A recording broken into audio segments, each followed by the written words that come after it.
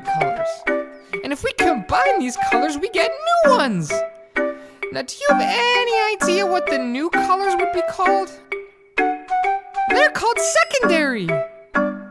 Let's learn about the secondary colors now. Ready? Red and yellow make orange, yellow and blue make green, blue and red make violet.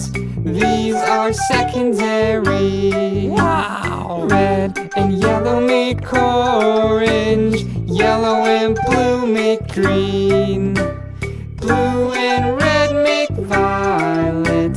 These are secondary. Okay, now that we have everything, let's try it all together. Ready?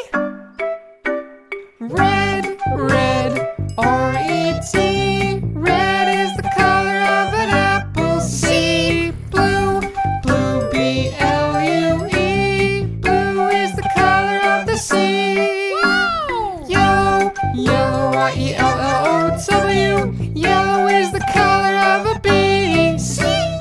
That's our primary colors. Sing along with me.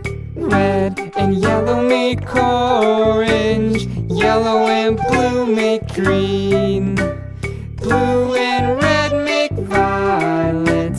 These are secondary.